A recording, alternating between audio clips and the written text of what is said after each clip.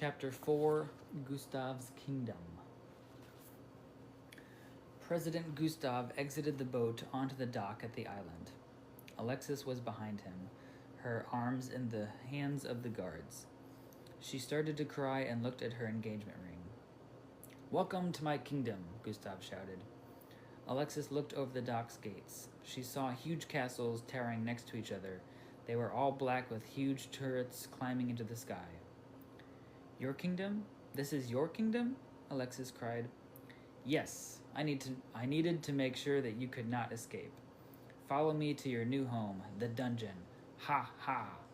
This is great. I can finally watch as I take down those pathetic islands." He walked down the road. He turned onto the main street. At the end of the road stood a large castle. Black turrets stood out everywhere. Gustav lifted his hand and placed it on his white bushy hair. He clenched the clump of hair and lifted his hand. The white bush of hair lifted off of his bald head. "You've had a wig this whole time?" Alexis asked, moving along with the guard's steps. "Of course I've been wearing a wig. I couldn't let those stupid people of Starshine suspect that I am the king of the Dark Islands by my looks, so I got a disguise."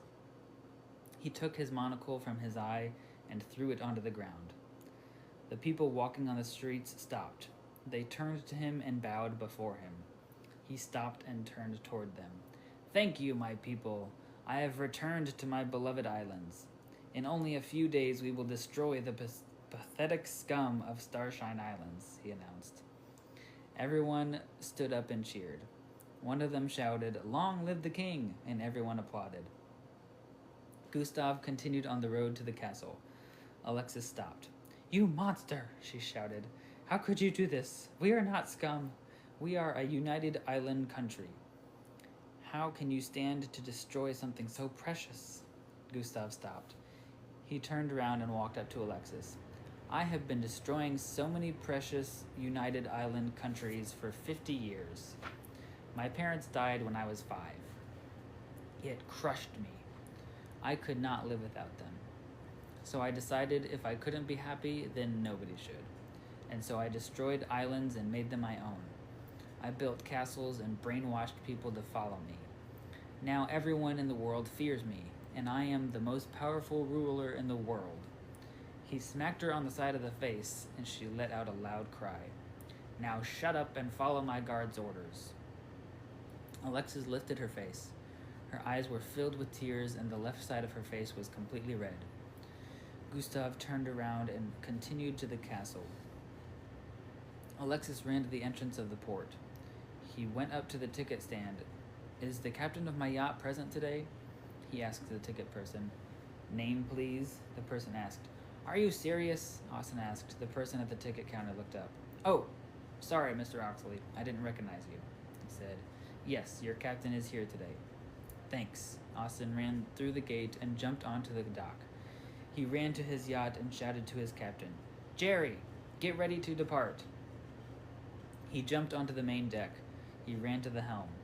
"Where to, Austin?" Jerry asked, starting up the engines. "I don't know, just go north," Austin replied. He walked to the bow of the boat and stared at the marvelous island which held the kingdom of his fiancée. The boat started to go in reverse away from the dock. Jerry turned the wheel and the yacht turned to the right. When the boat was completely turned around, Jerry began to drive straight into the horizon. Back at Gustav's castle, Alexis was sitting in the dungeon. She was placed on a small wooden chair, and she was still wearing the morning dress she wore to the meeting. The dress was torn at the bottom. Her face was swelling from the powerful smack of Gustav's palm. Gustav was sitting on his throne. He was wearing a big black cloak, and his eyes had turned red. He sat there laughing quietly at his evil plan. Just then, his guard walked through the door. "King Gustav!" the guard shouted. "I told you that Gustav was only my name at Starshine," Gustav said. "Oh yeah, sorry, King Ariel," the guard said. "Now, what do you want?" Ariel asked. "We just got contacted by the guard who was watching over Austin." "And?" He's coming here. The guard? Oriel asked. No, Oxley, the guard replied. What? How'd he escape? Ariel stood up. Veins popped out of his forehead and bald head. We don't know. All the guard said was that he escaped and is on his way here.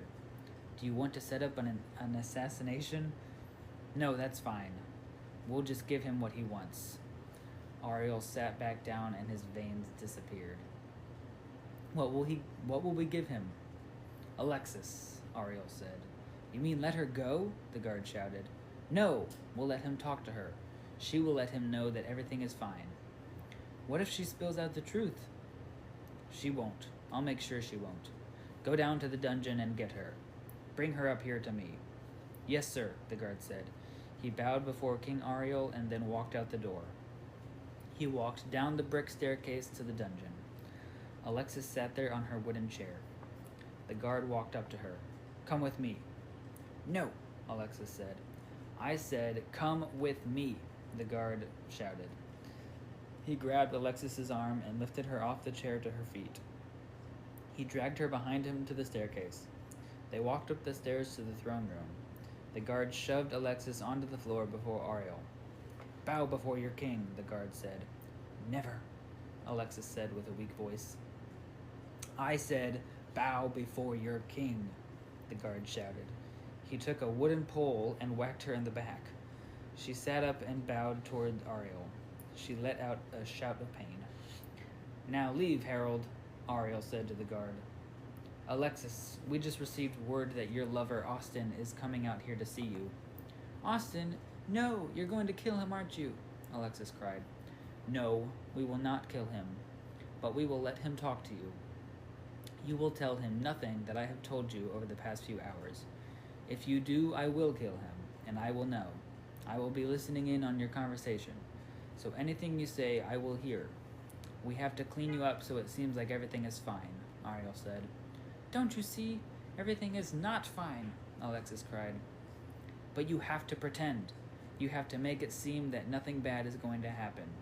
Austin mustn't know that I am going to destroy Starshine. Do you understand? I do. Go and take a shower.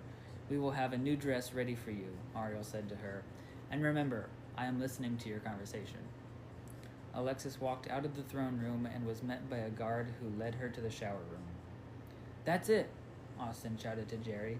That's the island. He ran up the staircase to the helm. Why are you visiting Gustav's island? Jerry asked. I thought it was restricted.